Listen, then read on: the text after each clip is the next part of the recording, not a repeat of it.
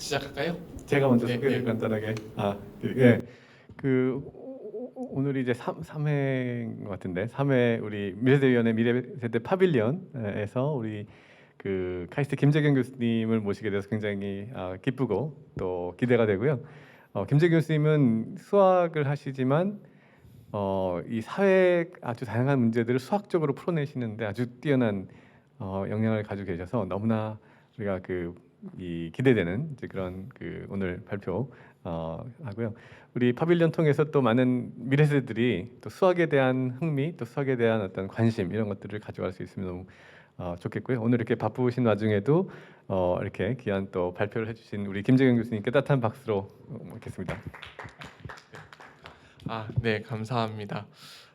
그러게요. 이렇게 매일 얼굴만 뵙다가 발표를 하려고 하니까 더 쑥스러운 것 같습니다. 네, 그래서 오늘 제가 소개해드릴 내용은 좀 제가 연구하고 있는 분야를 뭐 의생명 수학이라고도 부르고 수리생물학이라고도 부르는데요. 이 분야를 잠깐 소개해드리고 그리고 제가 하는 연구도 조금 소개해드리고 마지막에는 김원준 교수님께서 주신 숙제도 조금 발표해 보도록 하겠습니다. 네, 제가 이제 카이스트 수리과학과에도 있지만 작년부터는 저 대전에 위치한 IBS 본원의 이제 의생명 수학 그룹이라는 곳에서 이 그룹을 새롭게 시작을 했고요. 네, 이렇게 저희 센터는 여기 2층을 여기 사용을 하고 있습니다. 그래서 제가 여기 IBS 의생명 수학 그룹을 시작한 이유는 좀 수학과에서는 이제 수학자들만 뽑을 수밖에 없는데 요 IBS는 좀 그런 면이 자유로움이 있어서 좀 다양한 수학 뭐 그리고 바이올로지 그리고 의학 그리고 물리 이런 분들 다양한 분들을 뽑아서 좀 생명과학 문제를 같이 한번 풀어보자 이런 취지로 시작한 연구센터고요. 현재까지 이제 물리학과 통계학까지는 이제 뽑았고요. 이제 의학과 생명과학 쪽 분만 이제 뽑으면 제가 원하는 미션은 다 이루어질 것 같습니다. 그래서 제가 연구하고 하는 연구는 굉장히 심플합니다. 제가 관심 있는 어떤 생명 시스템이 있으면 그걸 컴퓨터 안에 구현하는 일을 하고 있고요. 근데 컴퓨터는 이해할 수 있는 언어는 딱 두 가지밖에 없죠. 0과 1. 그래서 컴퓨터에게 이 제가 관심 있는 생명 시스템을 이해시키려면 수학이라는 언어를 사용을 해야 하고요. 그래서 제가 하는 일은 제가 잘 알고 있는 수학을 이용해서 제가 관심 있는 생명과학이나 의학 문제를 컴퓨터상의 가상으로 구현하고 그걸 통해서 뭔가 복잡한 데이터도 분석을 하거나 혹은 가상으로 실험을 하는 일을 하고 있고요. 그래서 이러한 분야를 수리생물학이라고 부르는데요.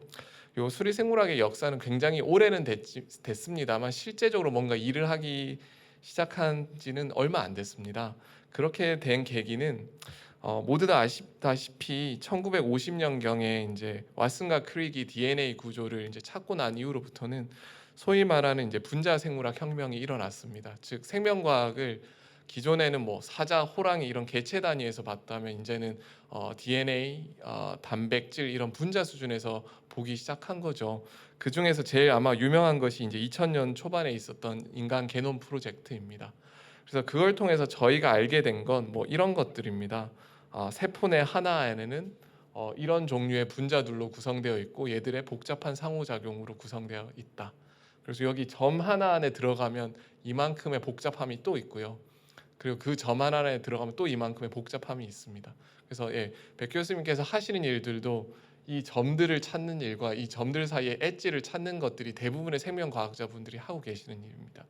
그래서 저희가 지난 60년 동안 분자 생물학의 이제 혁명을 통해서 알게 된 건 생명 시스템이 저희가 생각하는 것보다 많이 복잡하다.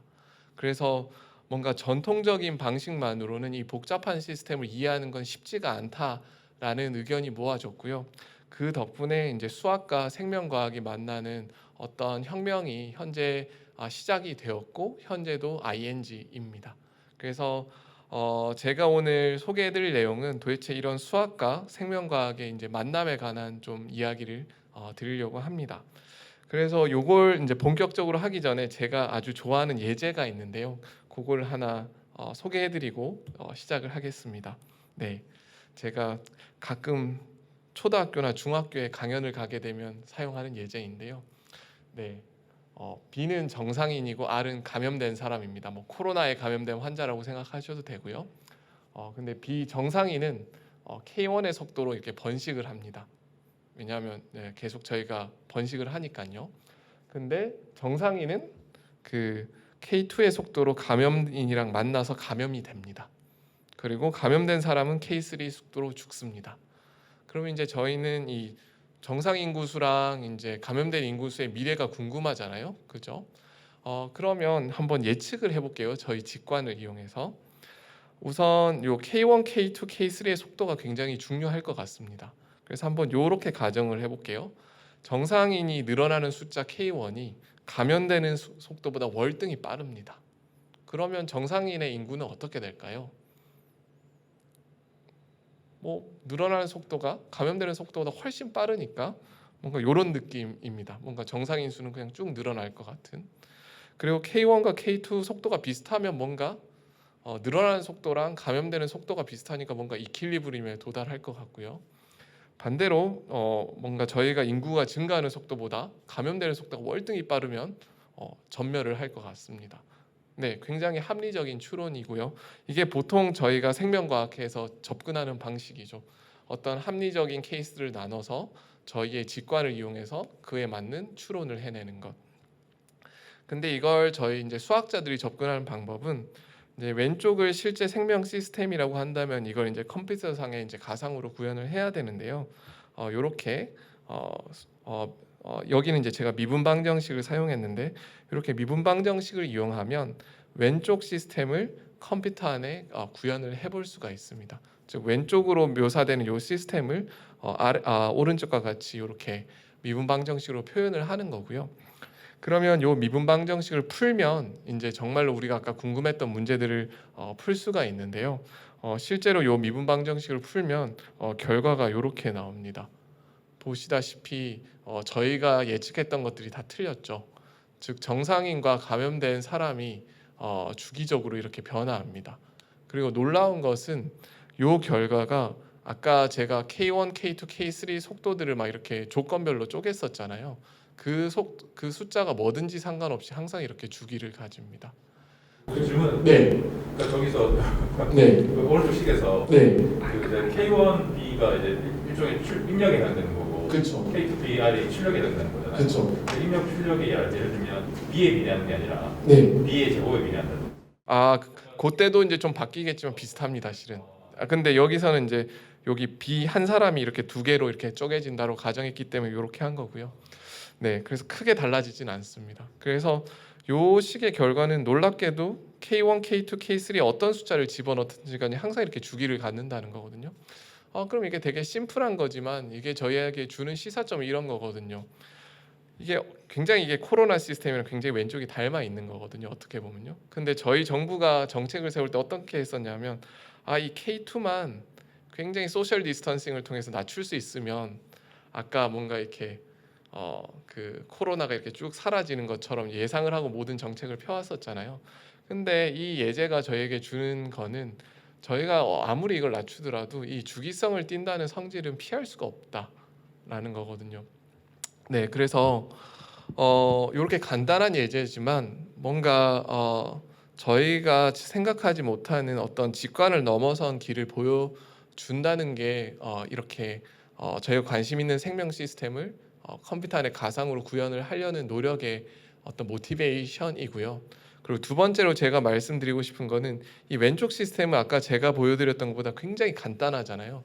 그럼에도 불구하고 저희의 직관이 미스리딩 할 때가 종종 있다는 겁니다. 네, 네, 저게 크게 보면은 네. 저 봉우리 하나가 그 코로나가 될 수가 네. 있고, 네, 근데 이 주식의 어떤 네, 플럭추에이션을 그렇죠. 보면 큰 플럭추에이션도 있는데 그 마이크로하게 들어가면 또 그 안에서도 막 플럭추에이션이 그렇죠. 많잖아요. 네. 여기도 그럼 그런 마이크로 플럭추에이션도 있다고 볼 수가 있나요? 이걸 이제 또 이건 이제 디터미스틱한 시뮬레이션을 푸는 건데요. 여기다가 네. 스토캐스틱을 집어넣으면 그 안에 또 그 안에서도. 네, 그러니까 지금 우리 코로나가 막 여러 번 왔다 갔다 하는 것도 그 그렇죠. 안에서 이렇게 마이크로하게. 그렇죠. 근데 이 예제가 보여주는 건 저희 정부가 혹시 막 코로나가 약간 이런 식으로 사라질 거라고 예상한다면 그건 완전히 totally wrong이고 이 second wave, third wave, fourth wave, fifth wave가 계속 그 진폭은 줄어들지언정 계속 이 주기성이란 건 거기 그냥 그냥 그런 인트린직한 다이내믹스가 그거란 얘기입니다. 그래서 아무리 저희가 어떤 노력을 해도 피할 수 없는 것 같아요. 네. 그래서 막 저희가 뭔가 세컨 웨이브가 이제 올 것 같다라고 얘기를 하는데 그걸 봤을 때 이게 막 정부를 비난하거나 뭐 그럴 필요가 없다는 거죠. 실은 이거는 어쩔 수 없는 과정일 수밖에 없는 것 같아요. 제가 생각할 때는. 네. 네, 요게 그래서 제가 중학교 가면은 눈길을 사로잡는 데 쓰는 예제고요. 근데 이 문제를 이제까지 푼 학생이 딱 한 명 있었습니다. 네, 중학생. 네, 그냥 그 친구는 왠지 이렇게 될 것 같다라고. 네, 그러니까 교육을 받으시면 받으실수록 답을 더 못 맞추더라고요. 이 문제는요. 네. 그래서 여기까지는 이제 좀 몸풀이였고요. 이제 제가 주로 이제 연구하는 분야를 소개해 드릴 텐데요. 제가 주로 연구하는 생명과학 분야 중에 하나는 이제 서케이디안 리듬이란 분야인데요. 이 서케이디안이란 단어는 라틴어에서 온 겁니다. about day라는 뜻을 갖는 썰카랑 DM을 합친 용어고요. 그래서 우리 몸 속에 주기적으로 벌어지는 현상인데 그 주기가 대략 하루인 것을 서케이디안 리듬이라고 부릅니다. 그러면 이제 교수님들 생각해 보시면 하루마다 반복하는 것들이 뭐가 있을까요? 매일매일 반복하시는 거. 네, 수면. 그렇죠. 그게 가장 대표적인 이제 맞다. 마이크 쓰셔야지. 네, 대표적으로 하시는 게 이제 수면이고요. 뭐 그 외에도 많이 있는데요. 저희가 수면을 보통 규칙적으로 잠을 자고 일어나는데요. 그렇게 할 수 있는 이유는 밤 9시 정도가 되면 저희 뇌 속에 멜라토닌 호르몬이 막 분비되기 시작합니다. 그래서 저희를 졸립게 만드는 거고요. 그 멜라토닌 호르몬이 아침이 되면 이제 멈춥니다. 그래서 저희가 일어나게 되는 거고요. 그리고 뭐 지금이 대충 몇 시죠? 5시. 5시에는 저희 근육 강화의 최적이라고 합니다. 그러니까 세미나보다는 헬스장에 가는 게 가장 좋은 시간인 것 같습니다. 그래서 실제로 보시면 아까 제가 멜라토닌 호르몬이 일정하지 않다라고 말씀드렸는데 보시면 이게 실제 멜라토닌 분비를 이렇게 측정해 놓은 거거든요. 밤 시간에만 이렇게 나오는 거 보이시죠? 그래서 밤에 뭔가 이렇게 밤에 이렇게 저희가 잘 수 있는 게 요 호르몬이 큰 역할을 하는 거고요. 그래서 막 시차 극복하기 위해서 막 멜라토닌 드시잖아요. 그 이유가 여기에 있는 겁니다. 그리고 뭐 멜라토닌 말고도 아마 제일 관심 많이 들어보셨을 호르몬이 요거죠. 요 아래 보시면 제가 레이저 포인트로 성장 호르몬. 성장 호르몬 보시면 일정하지 않죠. 언제만 나오냐 하면 보통 밤 10시에서 새벽 2시 사이에만 나오거든요. 그래서 아마 그런 기사 보셨을 거예요. 뭐 저희 청소년들이 늦게까지 공부를 열심히 하다 보니까 키가 안 큰다. 그 근거가 실은 요거에 있는 겁니다. 왜냐하면 요 시간에 강한 빛을 보게 되면 요 호르몬이 안 나오거든요. 그래서 실제로 요때 숙면을 취하는 게 실제로 중요하긴 합니다. 이 성장 호르몬이 나와서. 근데 그러면 나는 키가 다 컸으니까 상관이 없나 하시지만 교수님들의 피부를 탱탱하게 만들어 주는 것도 성장 호르몬입니다. 그래서 숙면을 취해야 미남과 미인이 될 수도 있는 것 같습니다. 저 피크가 지금 11시가 11시에서 12시 맞나요? 사이 이게 피크입니다. 11시. 이거는 근데 사람마다 좀 다르긴 합니다, 실은. 근데 네. 평균적으로 요렇단 얘기고요. 저거를 우리 애한테 보여줘야 되겠네요. 저희 애한테도 보여줬는데 설득이 잘 안 되더라고요. 안타깝게도. 그래서 뭐 이런 것들이 있고요. 그리고 그러면 이제 과학자들이 궁금했죠. 저희 몸을 보니까 일정하지 않구나. 시간에 따라서 뭐가 많이 바뀌는구나. 그래서 과학자들이 궁금했던 게 우리 몸이 도대체 시간을 어떻게 알고 이런 걸 하지? 밤 9시란 걸 내 몸이 어떻게 알고 멜라토닌 호르몬을 분비시키고 10시란 걸 알고 그로스 호르몬을 분비시킬까? 그 호기심에서 출발을 해서 탄생한 게 저희 서케이디안 클락 분야고요. 한 5, 60년 전에 실제로 저희 뇌 속에 시계가 있다는 걸 알게 됩니다. 여기 보이실지 모르겠는데 여기 빨간색 점 보이시죠? 여기가 여러분들의 그 좌신경이랑 우신경이 이렇게 딱 교차하는 시교차 상핵이거든요. 거기에 저희의 마스터 서케이디안 클락이 위치해 있고요. 그 서케이디안 클락을 한번 보시면 이 영상을 다시 보시면 뭔가 반짝반짝하죠. 이게 뭐냐하면 그 피리어드라는 유전자가 있는데요. 그 발현되는 정도를 이제 영상으로 찍어 놓은 건데 그 영상을 이렇게 그래프로 표시하면 이제 주기성을 띠죠. 그 주기성을 띠는데 그 주기가 이렇게 하루입니다. 그래서 저희가 그 시계 역할을 할 수 있는 건 이 시침이 24시간 있으면 제자리에 항상 돌아오니까 시계 역할을 할 수 있는 거잖아요. 그래서 저희에는 뇌 속에 있는 생체 시계도 이 피리어드 유전자가 24시간마다 반복 이렇게 발현이 되기 때문에 저희 몸속의 시간 정보를 전달하고 지금 10시니까 이런 걸 하세요. 이런 것들을 할 수가 있게 되는 겁니다. 그래서 아마 지금 박 교수님의 생체 시계는 이렇게 예쁘지 않을 겁니다. 지금 시차를 경험하고 계시기 때문에 굉장히 지금 앰플리튜드도 줄어들었고 아마 여기 계시는 다른 분들의 생체 그 픽 시간이랑은 좀 다르실 거예요. 그래서 실제로 시차 극복하는 걸 보면 요 픽이 매일매일 1시간씩 이렇게 움직입니다. 그래서 미국에 가시면 12시간 차이가 나면 보통 12일 정도가 필요합니다. 극복하는데. 근데 아마 이제 돌아오셨기 때문에 이제 다시 반대로 움직이고 있을 겁니다. 네. 그러면 이제 마지막으로 이제 좀 복잡한 생물학 얘기를 해드리면 이제 이 업앤다운이 어떻게 나오는지가 이제 궁금하잖아요. 어떻게 하면 우리 이 시계가 24시간 주기를 매일매일 만들고 있을까?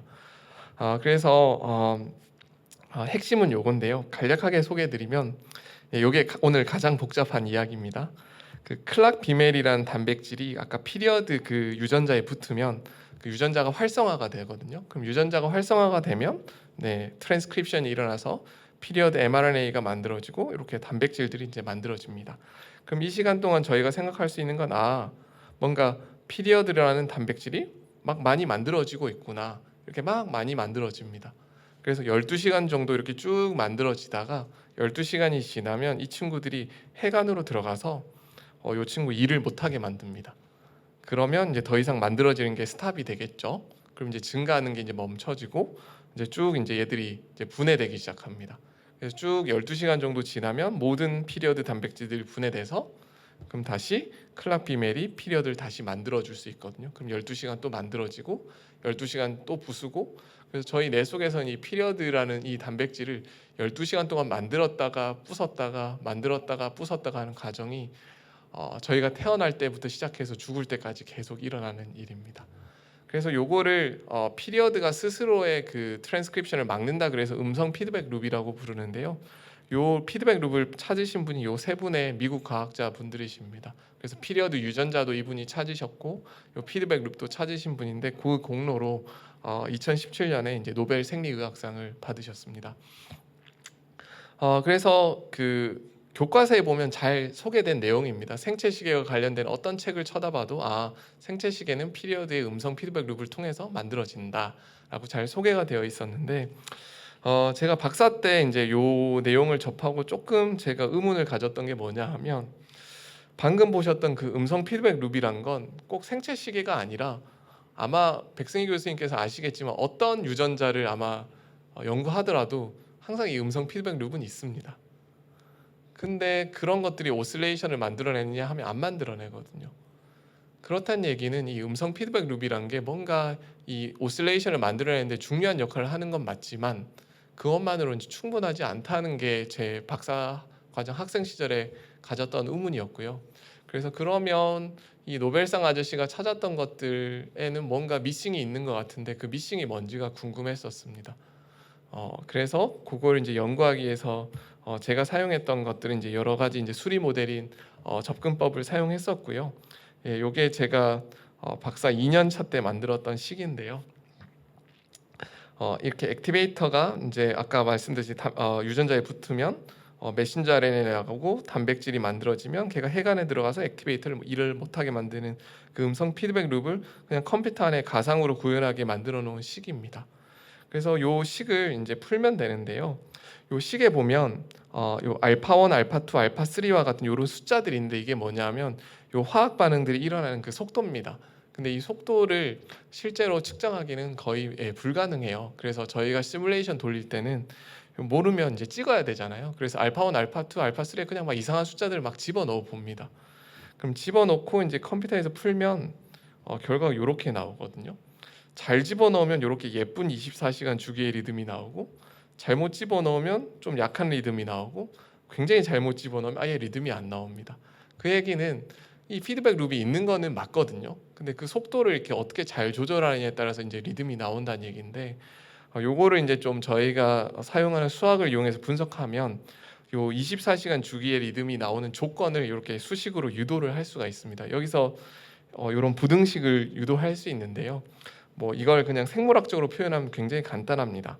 아까 봤던 그 피리어드 단백질이랑 요 액티베이터의 단백질의 비율이 대충 1대1일 때만 이렇게 24시간 주기의 리듬을 만들 수 있다라는 게 저희가 컴퓨터 가상 시뮬레이션을 하고 수학적인 분석을 하면 얻을 수 있는 결과입니다.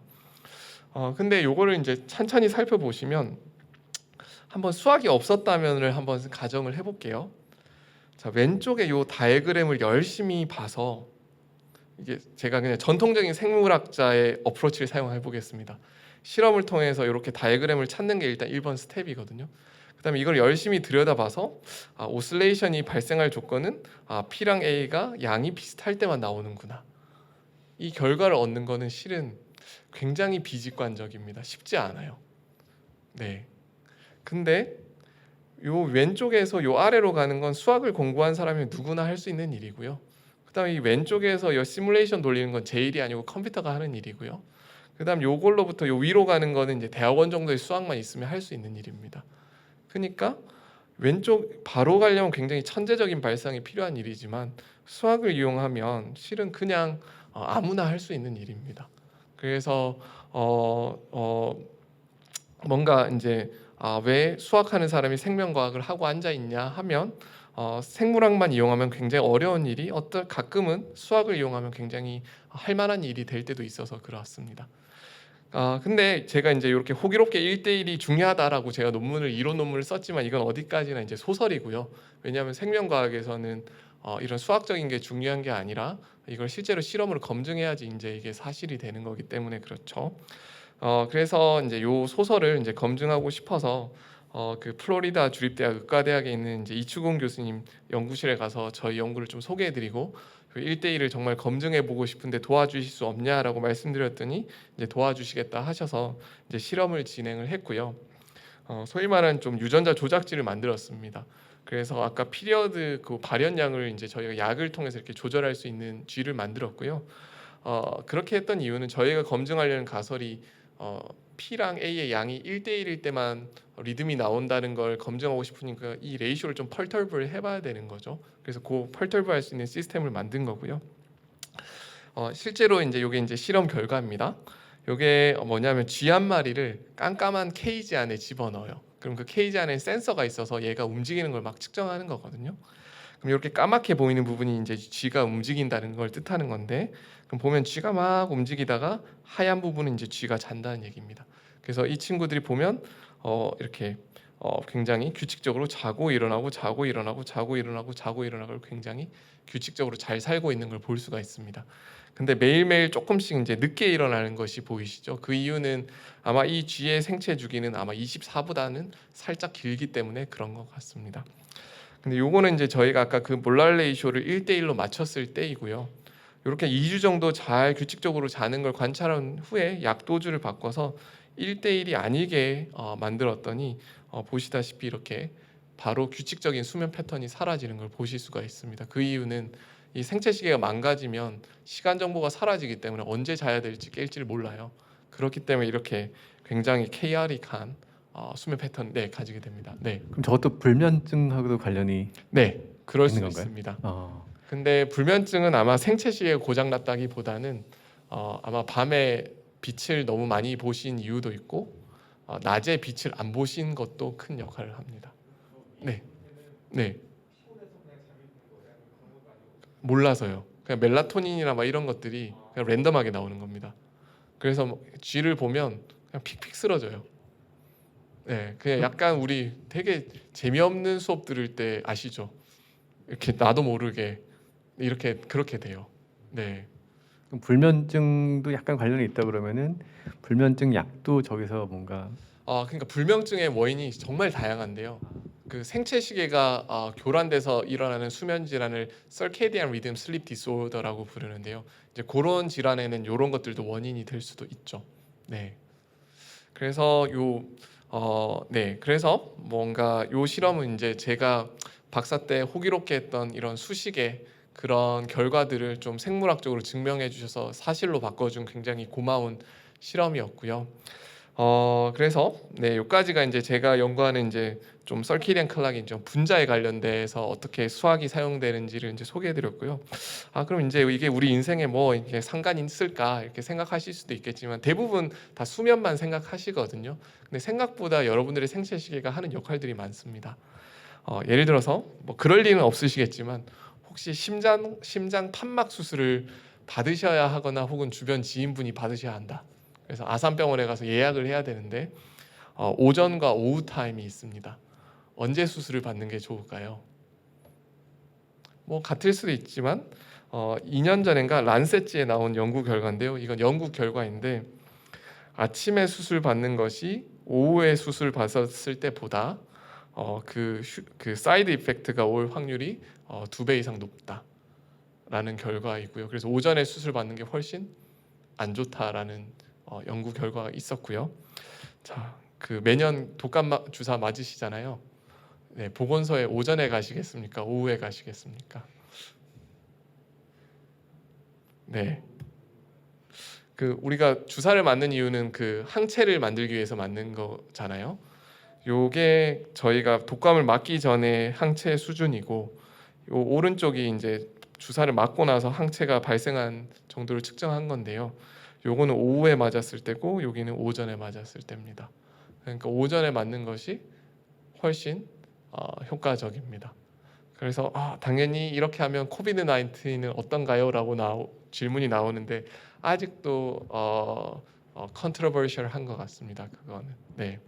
이건 적어놔야 되겠네요. 네? 적어놔야 되겠어요. 네. 그래서 저는 이제 할머니한테 특히 이게 좀 요 차이가 나이가 많으면 많을수록 더 커지거든요. 그래서 저희 할머니께는 꼭 보건소 문 열 때 가서 맞으시라고 네 말씀드렸습니다.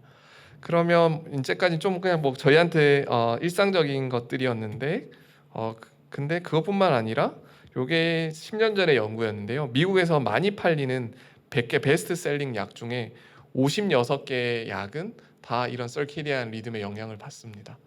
거기는 타이레놀도 포함이 되어 있습니다. 그래서 타이레놀도 아침에 먹느냐, 점심에 먹느냐, 저녁에 먹느냐 사이드 이펙트가 다릅니다. 네, 그리고 그 암 치료하는 항암제들도 이렇게 언제 먹느냐에 따라서 그 에피커시가 맥시마이즈 되고 톡시시티가 미니멈 되는 옵티멀 타임들이 있습니다.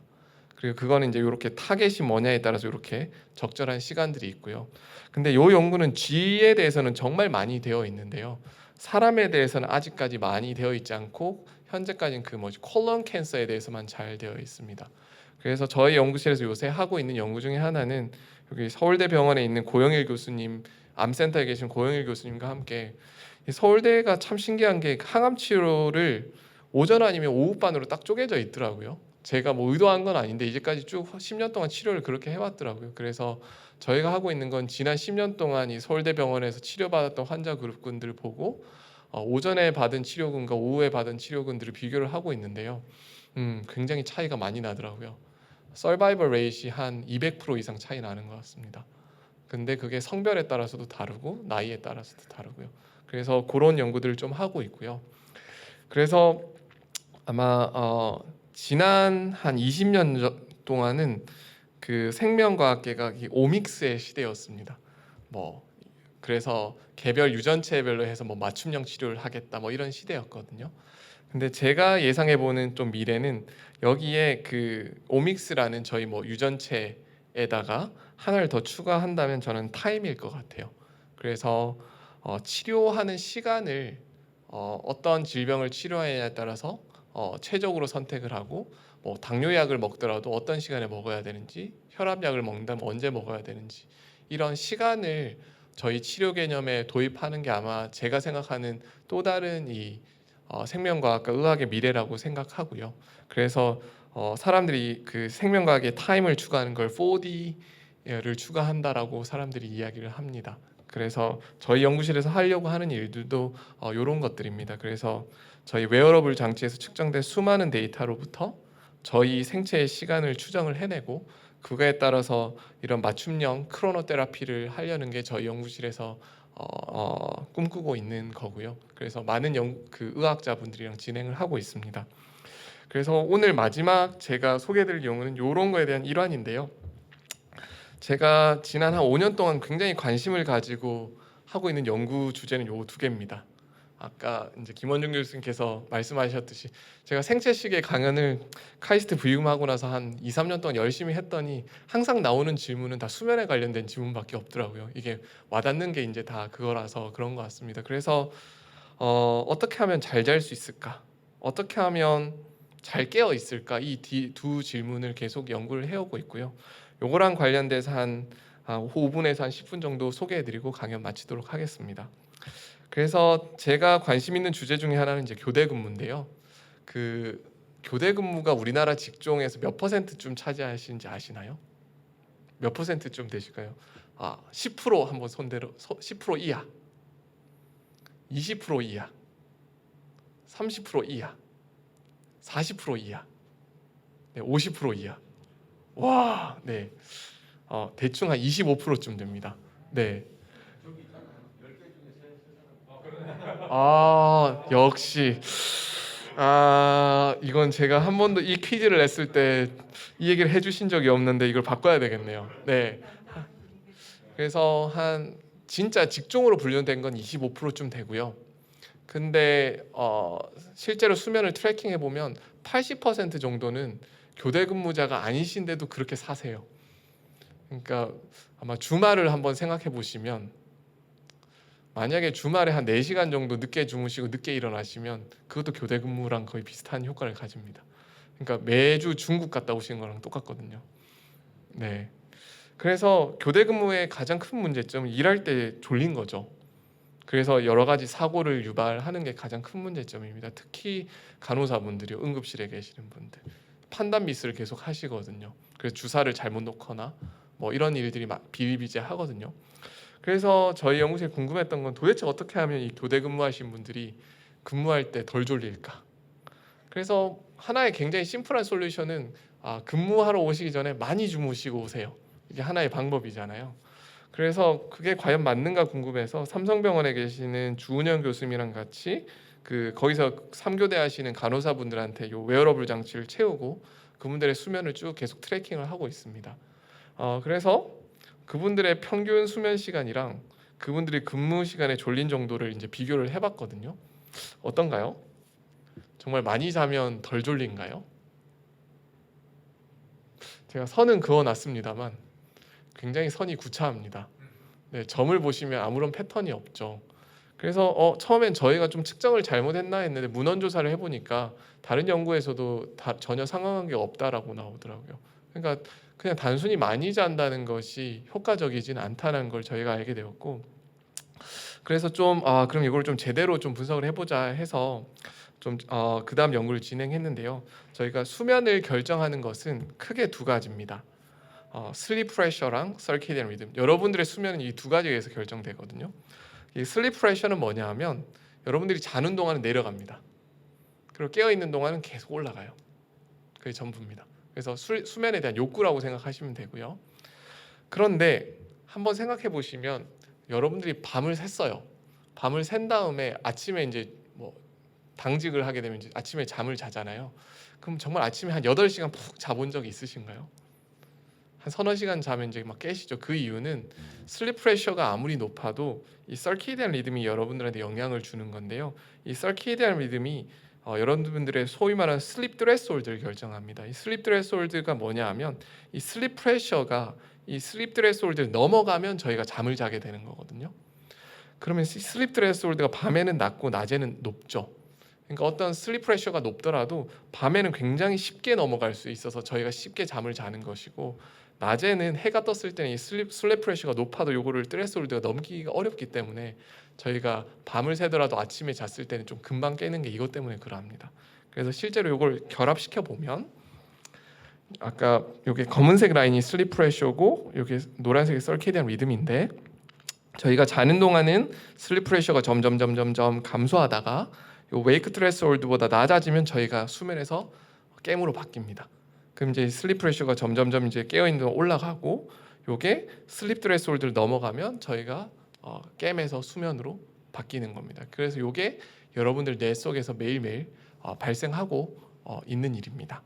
그래서 슬립 프레셔랑 서케이디언 리듬만 알면 저희의 수면을 잘 이해할 수 있는데요. 근데 여러분들은 현재 여러분들의 서케이디언 리듬과 슬립 프레셔의 상태를 아시나요?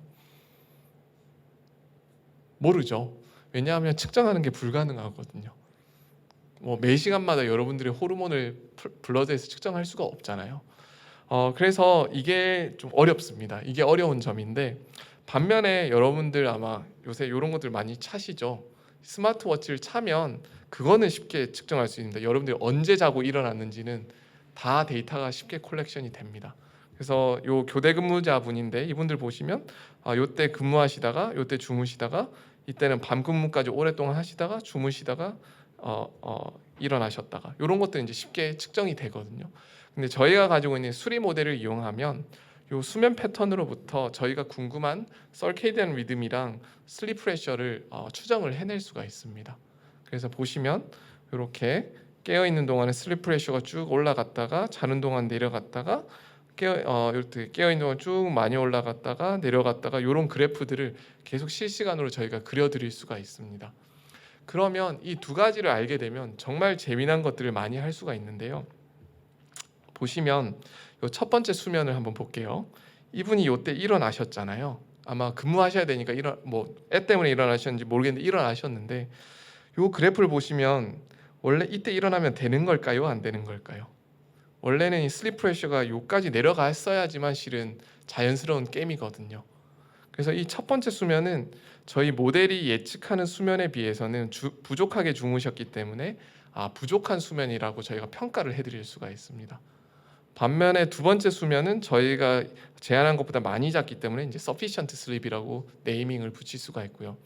그럼 이렇게 하면 이제 어떤 수면 패턴이 쭉 주어지면 저희가 매일매일 수면 에피소드를 저희가 이밸류에이션을 해드릴 수가 있어요. 그래서 여기 보시면 요 검은색 라인이 실제 수면이고 회색 라인이 저희가 시뮬레이트한 necessary sleep인데요. 이때는 잘 주무셨죠. 이때 그러니까 이제 저희가 파란색 박스를 칠해드렸고 두 번째는 이제 부족하게 주무셨기 때문에 빨간색 박스를 칠해드렸고 그러면 처음에는 저희가 sufficient sleep이라 그러면 그냥 많이 자면 되는 거 아닌가 이렇게 생각하실 수도 있겠지만 마지막 요 두 수면을 비교해 보시면 요때는 요만큼 주무셨고 요때는 더 길게 주무셨는데도 불구하고 이때는 충분한 수면이고 요때는 불충분한 수면입니다. 그 이유는 그 저희 모델이 예측하는 회색 그 바를 한번 보시면 매일 일정하지가 않죠. 굉장히 다이내믹하게 바뀝니다. 그래서 매일매일 여러분들이 필요로 하는 수면량은 매일매일 바뀝니다. 근데 아마 매일 새벽 6시에 일어나서 밤 12시에 규칙적으로 주무시는 백성희 교수님 같은 분들은 일정할 겁니다. 근데 혹시라도 밤을 새서 뭔가를 하시면 이게 이제 흔들리기 시작하는 겁니다. 근데 교대 근무하시는 분들은 이런 것들이 직업적으로 매일매일 일어나기 때문에 이렇게 굉장히 많이 바뀌는 거거든요. 그래서 저희가 수면 인덱스를 새로 개발을 했어요. Sleep Sufficiency라는 인덱스고 이게 뭐냐면 총 수면 일수 중에 파란색 박스가 몇 개 있는가 그거고요. 그래서 요 간호사 세 분을 제가 실제로 가져왔는데요. 요 간호사 세 분의 평균 수면 시간은 6.6시간으로 동일합니다. 평균 수면 시간은 똑같은데도 불구하고 파란색 박스의 비율이 굉장히 다른 걸 보실 수가 있죠. 즉 평균 수면 시간은 똑같더라도 얘들을 어떻게 분배하느냐에 따라서 굉장히 다르다는 얘기고요. 오른쪽으로 갈수록 굉장히 안 좋죠. 근데 놀랍게도 저희가 찾은 것은 오른쪽으로 갈수록 이분들이 근무 중에 졸림 정도가 증가한다는 것도 알게 되었습니다. 그래서 저희가 찾은 인덱스를 가지고 슬립 서피션스를 가지고 그 데이타임 슬리피니스 그래프를 그려봤더니 아까 보지 않았던 이 코릴레이션이 이제 보이기 시작했고요. 그래서 이 슬립 서피션시라는 수면 파라미터는 교대 근무자의 근무 중에 졸림 정도를 예측할 수 있는 현재는 유일한 파라미터입니다. 네. 그래서 지금 저희가 개발하고 있는 것들은 요 스마트워치나 핸드폰에 저희가 개발한 수리 모델을 집어넣어서 이 수리 모델이 매일매일 여러분들의 필요한 수면량을 이렇게 알려주는 그런 앱을 개발을 하고 있고요. 아마 10월 중에는 이제 론치를 할 것 같습니다. 그래서 이 10월 저희가 제안한 수면대로 자면 그 근무하실 때 졸림이 덜하고요. 그리고 얼러트니스를 맥시마이즈 할 수 있는 수면 패턴을 제공해드리고요. 마지막으로 이제 요거는 이제 고려대 의과대학이랑 하고 있는 일인데 저희가 제안한 대로 주무시면 그 무드 디스올더 있는 분들이 있잖아요. 그분들의 무드 체인지의 비율이 확연하게 줄어든다는 것도 저희가 알게 되었습니다. 그래서 뭔가 좀 굉장히 좋은 수면 패턴을 제공해드릴 수 있다. 뭐 이런 것들을 아마 가을 중에는 저희가 아마 좀 론치를 하면 소개해드릴 수 있을 것 같고요. 마지막으로 창업하신 건가요? 아직 창업을 해야 하는데 제가 게을러서 못 하고 있습니다. 그래서 좀 조언을 해보신 분이 있으시면 좀 도와주시면 좋을 것 같은데요. 제가 대표를 못 할 것 같아서 좀 누구 하실 분 있으면 소개해 주셔도 좋을 것 같고요. 저랑 주은영 잘하실 것 교수님 둘 다 그냥 논문만 쓰는 사람이라 가지고 못 하겠어요. 그래서 회사 이름은 지어놨습니다. 슬립트리. 네, 거기까지 저희 한 일이 전부입니다. 네, 그래서 혹시 김원주 교수님 좀 도와주실 수 있으시면 저희 아이템 두 번째 것도 지금 한번 보여드리겠습니다. 그러면 혹시 수면 관련해서 병원 가보신 분 계시나요? 없죠. 그러니까 통계에 따르면 10명 중에 6명은 수면 질환이 있거든요. 근데 병원에 가본 분은 100명 중에 6명입니다. 그 이유는 수면 진단을 받는 게 쉽지 않거든요. 요게 이제 제가 올 초에 받았던 건데요. 저는 그냥 제가 연구하시는 분이 해주신 거예요. 그냥 실험 그 대상으로 하려면 어떻게 해야 되냐면 예약을 해서 하루를 자야 됩니다. 거기서 이렇게 왕창 붙이고요. 그러니까 이거를 하기가 쉽지가 않아요. 비용도 만만치가 않고요. 그래서 뭐 보니까 이런 수면 진단을 해주는 여러 가지 앱이 나와 있어서 제가 해봤더니 매일매일 제 수면 진단이 바뀌어요. 그냥 부정확하다는 얘기죠.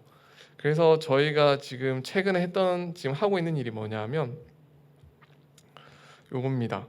그 삼성병원에서 이제까지 PSG 검사를 받던 4,000분의 환자군들 데이터를 쭉 분석을 해가지고 PSG를 받지 않더라도 굉장히 간단한 질문 몇 개만으로도 수면 질환을 진단해 드릴 수 있을까? 이런 질문에서 출발을 해서 저희가 정말 뭐 키 몸무게 같은 것 플러스 저희가 묻는 질문 몇 가지에만 답을 하면 병원에서 그 밤새서 진단 받는 거에 90% 정도의 정확도로 여러 가지 수면 질환을 진단해 줄 수 있는 알고리즘을 개발을 했고요. 이게 이제 지금 아직 디자인은 안 들어간 베타 버전인데요. 이게 이제 실제 어떻게 하지? 잠시만요. 영상이 나오고 있군요. 네, 제 정보입니다. 네, 나이 집어넣고 뭐 키 넣고, 네, 몸무게 집어넣고, 제 성별 집어넣고, 여기 뭐 저희가 묻는 질문들이 몇 가지가 있는데요. 요 질문들을 하면 이렇게 제 세 가지, 이게 제일 유명한 수면 질환인데 제가 그런 질병을 가질 확률을 계산을 해줍니다. 그래서 실은 제가 진단했을 때 놀랐던 게 뭐냐 하면 제가 수면 무호흡이 있다는 거예요. 근데 전 전혀 몰랐고 실은 제가 공부했을 땐 제 체형에서는 실은 나오면 안 되는 질환이거든요.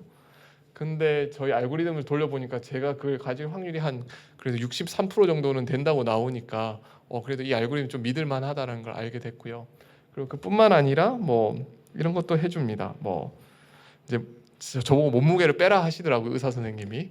근데 저희 알고리즘에 하면 뭐 이렇게 몸무게를 5kg 빼면 이 확률이 얼마만큼 줄는지, 그리고 나이가 듦에 따라서 이런 것들이 어떻게 바뀌는지 이런 것들도 예측을 해줘서 뭔가 수면 질환을 진단해주는 이런 앱도 하나 이제 개발을 해서 론칭을 하려고 하고요. 그래서 좀 건강 검진 받을 때 이런 것들을 좀 집어 넣으려고 한번 생각을 해보고 있습니다. 그래서 요약을 드리면 저한테는 삶은 굉장히 간단합니다. 잠과 깸의 합이 저희의 삶이죠. 그래서 저희 연구실에서 하는 일들은 이런 많은 생명과학자분들이랑 의학자분들이랑 협업을 해서 어떻게 하면 저희가 잘 잘 수 있는지, 그리고 잘 깨어 있을 수 있는지 뭐 이런 것들을 계속 연구를 하려고 하고 있습니다. 여기까지가 이제 저희 연구 얘기였고요. 마지막으로 한 2분 동안은 이제 김원준 교수님이 저에게 내주신 숙제를 해왔습니다. 그 김원준 교수님께서 한국의 보다 나은 미래를 위한 제안을 의생명수학자로서 해오라라고 해오셔가지고 연구랑 교육과 산업 카테고리로 하나씩 준비를 해왔고요. 일단 연구 측면에서는 이 의생명수학이라는 분야가 굉장히 독특합니다. 수학, 물리, 화학, 생명과학, 의학 이 5가지의 어떻게 보면 자연과학 분야를 통합하는 학문이거든요. 그래서 수학이 어떻게 보면 제일 왼쪽 끝에 있으면 의학이 제일 오른쪽에 있잖아요. 그거를 왼쪽 끝부터 오른쪽 끝까지 쭉 다 합치는 학문이거든요. 그래서 미국에서는 굉장히 이 분야가 중요하다라고 생각을 했었고, 제가 굉장히 놀랐던 거는 10년 전에 NIH에서 인터디스플리너를 해라 하는데 사람들이 생명과학자분들이 안 하니까 2010년도인가 12년도에는 올해 뽑는 모든 과제에는 수학자나 물리학자나 통계학자가 들어가 있지 않으면 뽑아주지 않겠다. 그렇게 공고를 냈어요. 그렇게 했더니 굉장히 그때 부스트가 일어나서 지금은 이런 인터디스플리너한 프로포즐이 굉장히 많아졌었고요. 그래서 그 한 해는 그게 머스트로 공지를 했던 시간이 있었었고요. 안 그러면 생명과학자분들이 갑자기 그 학교에 있는 수학자분들 얘기를 할 이유가 없겠죠. 근데 그 강제를 하니까 그런 일들이 있었고요. 그리고 아마 김원준 교수님은 잘 아시는 분이실 텐데 그 짐 사이먼스라고 그 르네상스 테크놀로지라는 그 미국에서 제일 잘 나가는 헤지펀드 회사 CEO신데요. 이분이 실은 하버드 수학과 교수셨습니다. 근데 이분이 헤지펀드를 하는데 이분은 금융은 몰라요. 이분들 연구소 회사에 있는 분들은 다 물리학자 뭐 이런 분들만 있습니다. 촉근 이론 하는 사람들. 그래서 그냥 이론을 이용해서 투자를 하는 회사인데 수익률이 장난이 아닙니다. 네, 그래서 한 몇 조 원대 회사인데요. 이분이 4년 전인가 5년 전에 갑자기 미국의 사이먼스 NSF 인스티튜트를 4개를 론치를 했습니다. 100억씩 매년 주는. 근데 그 주제가 수리생물학입니다. 그래서 남부에 하나, 동부에 하나, 북부에 하나, 서부에 하나 4개를 동시에 론치시키셨고요. 올해도 2개 더 론치시키신다고 합니다. 그래서 미국에는 현재 수리생물학 센터가 그래서 한 7, 8개는 있는 것 같습니다. 근데 저희 나라에는 이제 제가 작년에 론치시킨 그게 이제 유일하게 하나인 것 같고요. 그래서 저희 연구소는 어떻게 보면 수학 연구소라고 하기가 좀 그래요. 왜냐하면 생명과학과 의학 문제를 풀고 있으니까요. 그래서 좀 요런 뭔가 요런 분야들을 좀 아우를 수 있는 요런 센터들이 좀 많이 생겼으면 좋겠습니다. 네, 그래서 이거는 보통 센터를 만든다 그러면 어떻게 보면 각 분야에서 이번에는 뭐 물리에서 나와야 해, 뭐 화학에서 나와야 돼, 뭐 이런 순번이 있잖아요. 근데 그런 거와 별도로 좀 요런 융합센터가 좀 이 분야들이 높으신 분들이 좀 협업을 하셔서 만들어 주시면 참 좋겠다라는 생각이 들었고요. 그래서 이런 노력들 덕분에 좀 이게 이미 좀 굉장히 오래된 통계인데요. 미국에서는 이미 제가 박사학위 받을 때 100명 중에 13명은 이런 분야를 하고 있었습니다. 근데 이건 이미 10년 전이고 지금은 제 생각에 20%는 넘었을 것 같습니다. 그리고 통계 박사하는 분들이 10년 전에 이미 50%는 다 생명과학 일을 하고 있었어요. 근데 우리나라는 제가 예쁘게 하트를 쳐냈지만 수리생물학으로 박사 받은 사람이 토탈 역사상 3명, 4명 될까요? 작년에 제가 1명 배출했기 때문에 4명이 된 것 같습니다. 그래서 뭘 퍼센트를 매직일 수가 없는 수준이고요. 굉장히 괴리감이 있다는 걸 말씀드리고 싶습니다. 그다음 이제 교육에 관련된 거는 저는 의생명 수학이 가지는 매력은 초, 중, 고등학생들한테도 수학을 왜 배워야 되는지를 잘 설명해 줄 수 있는 분야라고 생각합니다. 저희 정말로 수학 선생님들한테 수학을 왜 배워요? 라고 물어봤을 때 명쾌하게 대답해 주시는 선생님을 전 만나본 적이 없는 것 같아요. 근데 실제로 설명하기가 어려워요. 근데 의생명 수학은 눈앞에 이런 걸 하면 암 치료도 잘할 수 있고 약도 잘 개발할 수 있고 이렇게 와닿거든요. 그래서 굉장히 좋은 분야라고 생각하고 실제로 제가 좀 도움을 드려서 중학교에 이런 것들을 좀 이제 교과서도 이제 2년 전에 만들어졌고요. 근데 요건 이제 정식 교과서는 아니고 뭔가 선택 교과서입니다. 근데 가장 이렇게 교과서를 만들었는데도 불구하고 이게 어려운 문제점은 대부분의 선생님들이랑 그분들을 가르치는 사범대학교 교수님들이 이런 걸 모르세요. 그래서 아시는 분들도 책으로만 아시는 거고 경험을 해본 적이 없다 보니까 가르치기가 굉장히 어렵습니다. 그래서 제가 알기론 학생들의 연구 기회가 있는 과학고랑 영재고에서는 수리생물학이 굉장히 활발하게 일어나고 있는데 대부분의 95%의 저희 학생들이 몸담고 있는 일반고에서는 이런 것들이라고 하는 굉장히 거리가 먼 교육이 일어나고 있고요. 그래서 굉장히 제가 놀랐던 건 제가 2년 전인가 3년 전에 그 고등학교 졸업하면 이제 대학 갈 때 대통령 장학금이란 게 있거든요. 그 심사위원을 갔더니 수학을 지원한 대부분 이제 과학고 출신 애들이죠. 근데 지원자들의 50%가 다 수리생물학을 하겠다고. 그래서 그쪽에는 이미 이제 잘 되어 있는데 좀 기울어진 운동장이라는 느낌을 굉장히 받았습니다. 그래서 과학고랑 영재고에는 이미 미래 수학이 잘 교육이 되어 있는데 저희 일반고에서는 여전히 구의 부피만 구하고 있고 이런 상황이거든요. 그래서 좀 이게 슬프다라는 얘기를 드리고 싶었고요. 마지막으로 이제 산업인데요.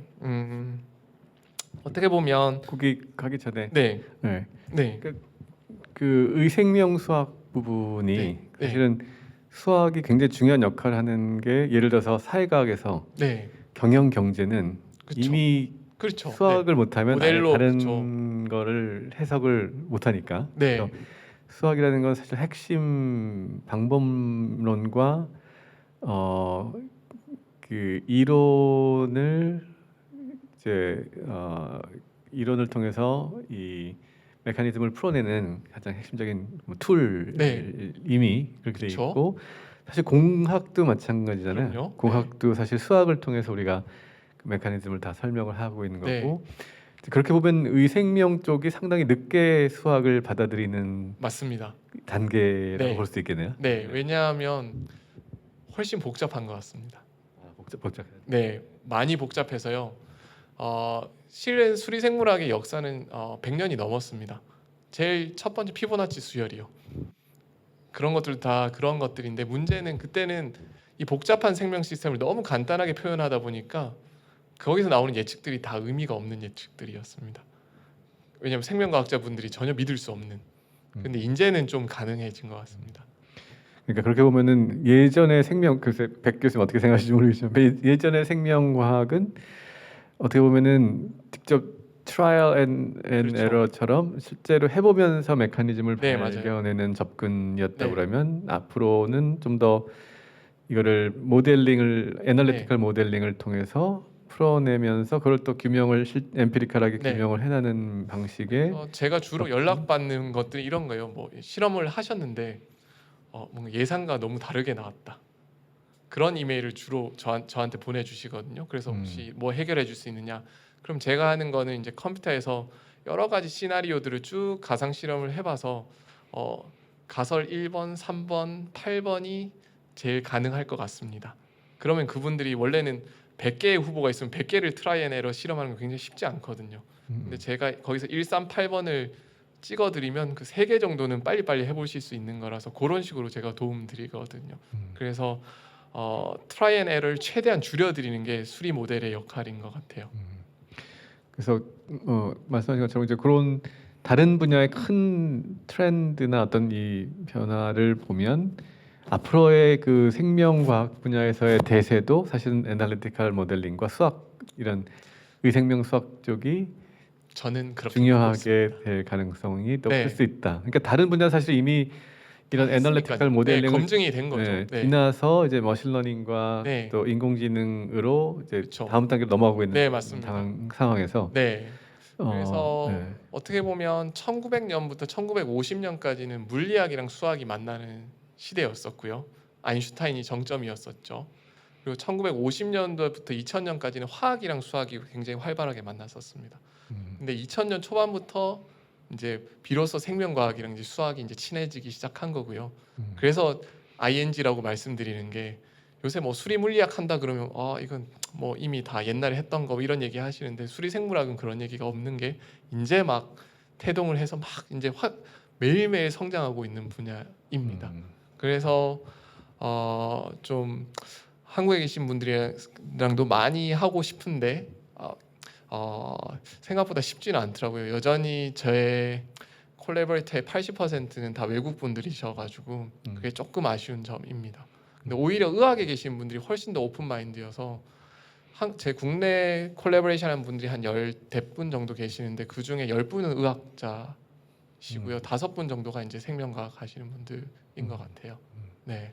그렇게 보면 물론 더 이제 분야 쪽에서도 이렇게 다양한 뭐 이렇게 변화를 보긴 봐야 되긴 하겠지만 앞으로 한국의 의생명 분야가 더 앞으로 나아가고 그 지금 리딩한 어떤 미국이나 이런 국가들과의 네. 그 경쟁에서 더 컴페티티브 엣지를 찾으려면 사실은 이런 그 의생명수학 쪽에 대한 투자와 또 네. 인력을 네, 맞습니다. 적극적으로 양성하는 게 가장 큰 굉장히 문제가 뭐 돈은 제 생각엔 저희 나라에서 막 원하면 확 주겠죠. 설득만 되면. 근데 돈을 주더라도 인력이 없어요, 지금.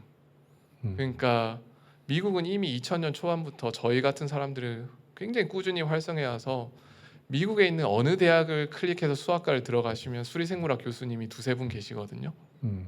근데 저희 나라는 한 세 군데 대학에 있고 그 외에는 없습니다. 그러니까 너무 어려워요. 그래서 저희 학교 포항공대에 작년에 부임하셨고 유니스트에 계시고 건국대 이렇게 네 군데거든요.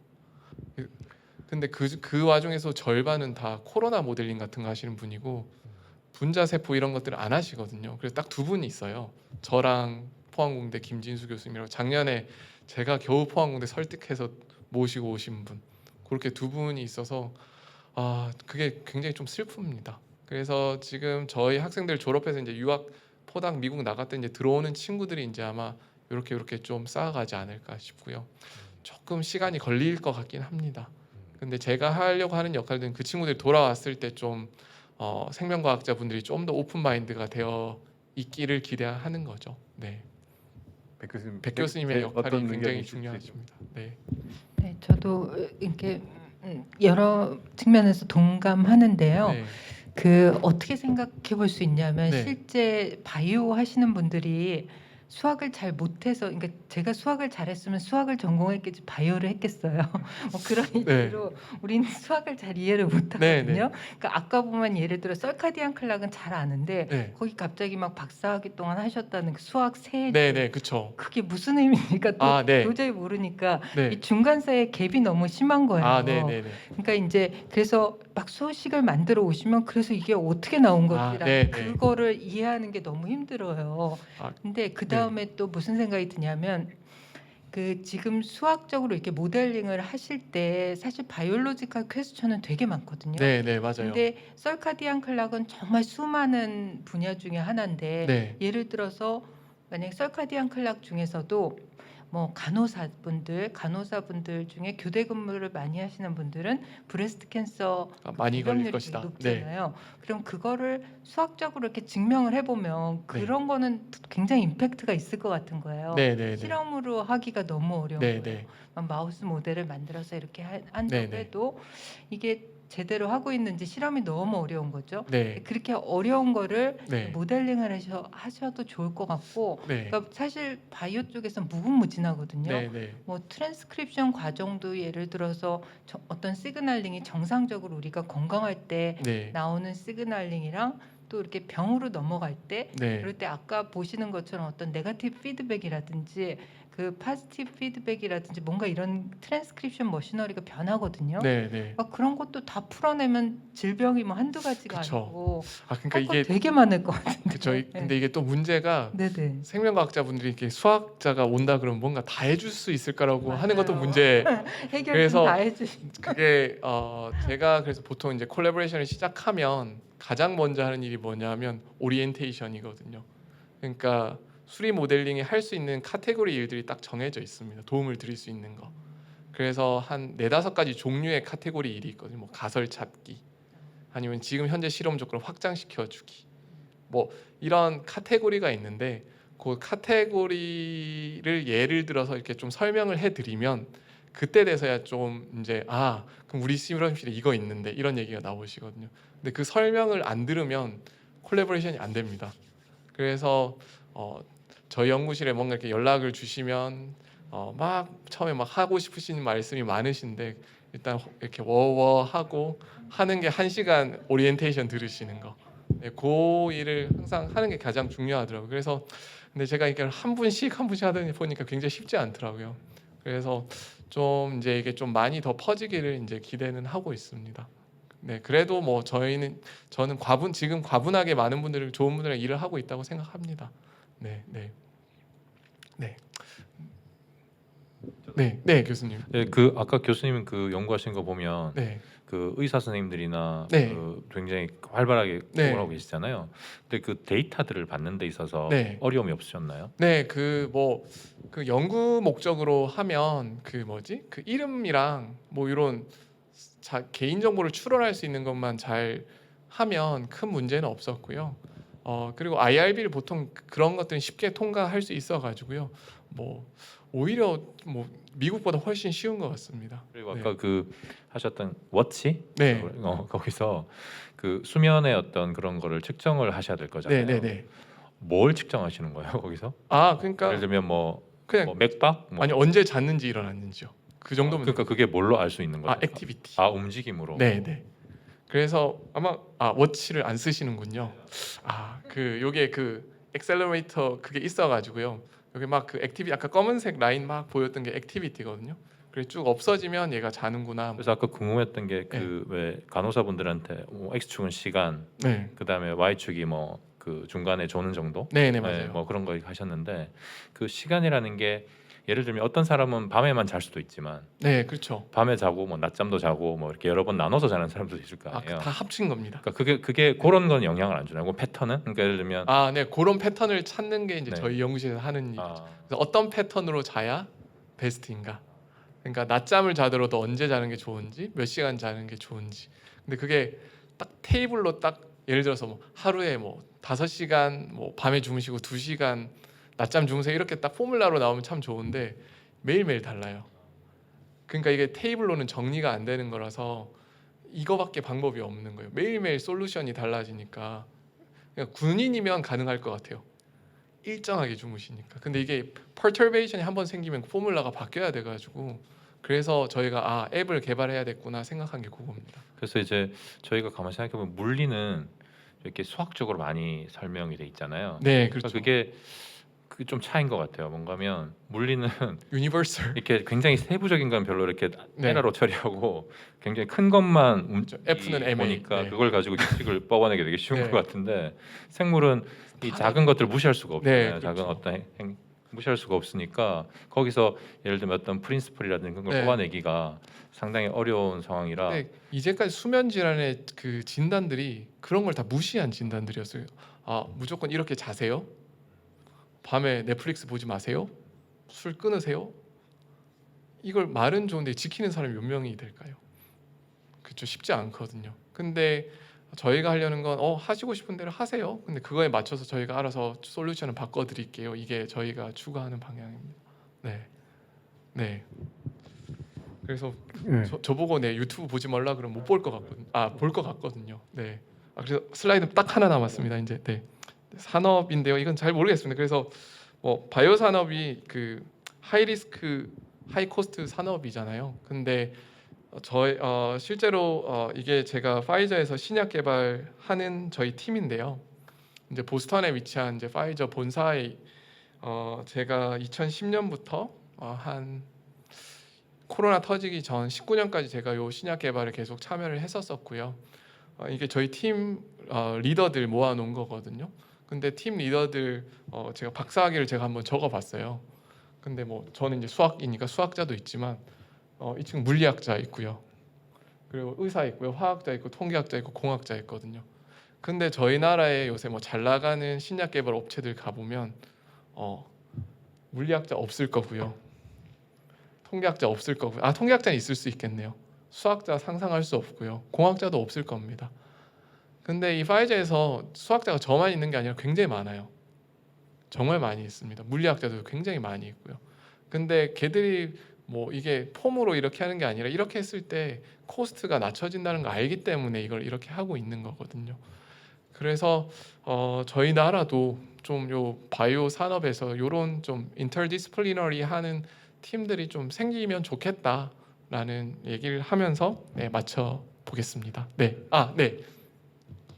근데 한 가지는 이제 네. 저도 옛날에 조금 그랬던 것 같긴 한데 수학과 가면 졸업하고 뭐 하지? 네. 라는 게 먼저 퀘션 마크가 네. 나오는 부분이 있고 네. 또 수학이 사실은 이제 대학교 갈 때 제일 어려운 네. 과목 중에 네. 하나인 거잖아요. 그러니까 이제 막 굉장히 힘들게 수학을 공부를 해서 대학교 가서 또 수학을 해? 라는 생각이 또 네, 들고도 하니까 네, 이제 대학교 갔을 때 학생들이 수학과를 선택하는 학생들이 그렇게 많지가 않은 경우가 많을 것 같고 그렇죠. 그거를 사실은 어떻게 보면 이제 교수님이 제일 어떻게 보면 그 앞선 수학으로서 네. 다른 분야를 융합해서 펼쳐나가는 그런 역할을 하시니까 사실 네. 교수님이 약간 좀 롤모델처럼 수학을 하면 이렇게 멋진 것들을 한다라는 것을 많이 좀 그래서 보여주셔야 되겠네요. 네, 실은 저도 학부 때까지는 순수 수학만 했었거든요.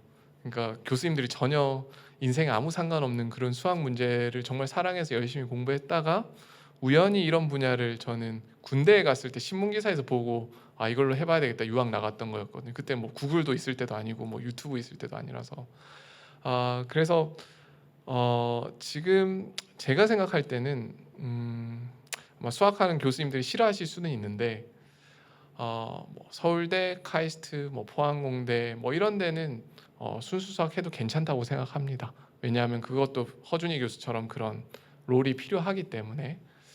근데 과연 조금 이런 표현을 하면 좀 그렇지만 지방에 있는 어떤 사립대에서 과연 학생이 순수 수학을 해서 정말 먹고 살 수 있을까? 이 질문을 던지면 저는 쉽지 않다고 생각하거든요. 근데 저는 오히려 좀 이런 수학이 뭐 서울대나 이런 데는 안 해도 저는 괜찮다고 생각합니다.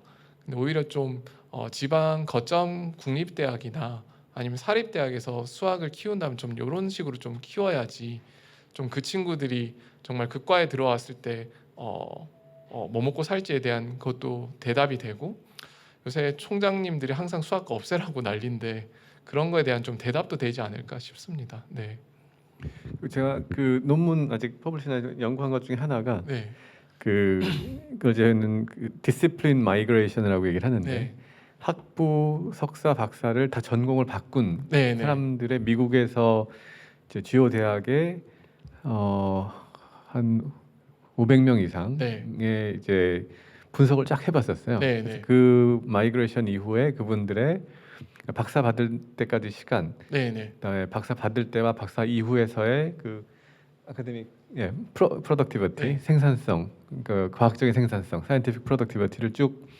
분석을 해보니 원래 사이언스 전공을 하신 분이 엔지니어링을 바꾼 경우가 있고 네. 원래 엔지니어링 하신 분이 박사를 사이언스로 바꾼 경우가 있고 또 그 안에서도 이제 아주 작게 더 세부된 분야에서 이렇게 마이그레이션 한 분들을 쭉 분석을 해보니 그때 결과는 뭐였냐면은 그 사이언스를 하고 엔지니어링으로 바꾸면 박사 기간이 1년이 짧아지고 그죠. 네, 그리고 이후에 프로덕티비티가 거의 2배 가까이 네, 높아지고 네, 네. 반대로 가면 그렇죠. 그 반대로 떨어지고 더 박사 기간도 길어지는 이제 그런 결과가 네. 나왔었거든요. 그러니까 그게 사실은 어떻게 보면은 정확하게 수학이나 물리 그게 이제 베이직 사이언스 네. 쪽에 대한 부분을 먼저 하고 어플라이드로 가면 네. 훨씬 더 응용해서 나오는 것들이 많이 있는. 그래서 제가 미국의 수학과로 유학 갔을 때 가장 충격받았던 게 뭐냐면 수학과 학부생 수가 너무 많은 거예요. 그러니까 몇백 명 미시간 대학만 해도요. 그 이유가 이미 그 교수님들은 다 그 경험을 알고 계시는 거예요. 그래서 그 미시간 대학의 수학과 학부를 전공하면 대학원은 원하는 데를 아무데나 갈 수 있는 거더라고요. 그러니까 생명과학 하겠다 그러면 뽑아주고 공대 간다 그러면 웰컴하고 뭐 상공과에서도 웰컴하고 심지어 의대에서도 웰컴하고 경영대에서도 웰컴하고 그러니까 자기가 딱히 뭘 할지 모르는 애들은 다 수학과 오는 것 같더라고요. 그래서 열심히만 하면 대학원은 내가 뜻이 있는 곳은 어디든 갈 수 있다는 믿음을 갖고 다 공부를 하는 것 같더라고요. 그게 아마 교수님 말씀하신 것처럼 그 탁과에 계시는 교수님들도 그런 친구들을 뽑았을 때 약간 그 경험들이 이미 다 축적돼 있어서 그래서 미시간 상공과가 미국의 아마 탑 1인가 탑 2인데요. 자기 학부 애들은 대학원에 안 뽑고 수학과 애들만 뽑아요. 그러니까 대학원에서는 놀랍게도요. 그런 것들이 굉장히 내가 학부 때 수학 다닐 때는 정말 나중에 커서 뭐 먹고 살래 이 얘기를 들었었는데 거기 갔을 때는 굉장히 신선했었고 근데 지금 좀 보면 약간 수학과의 그런 흐름들이 보이는 것 같긴 합니다. 특히 AI 흐름 때문에 그런 것 같기도 하고요. 네, 그래서 카이스트 수학과는 굉장히 학생들 많이 오는 것 같습니다. 그래서 네. 네. 아이고 너무 길게 한 또 아주 흥미롭고 재미있고 아주 네. 중요한 내용을 또 나눠주신 우리 김재경 교수님께 따뜻한 박수로. 아이고 감사합니다. 그러면은 오늘은 이걸로 그 파빌리언 강의는 마치고요. 잠깐 우리 미래세대위원회 운영하고 앞으로 운영 방안에 대해서 간단하게 얘기를 나누고 또 마치도록 하겠습니다. 고생하셨습니다.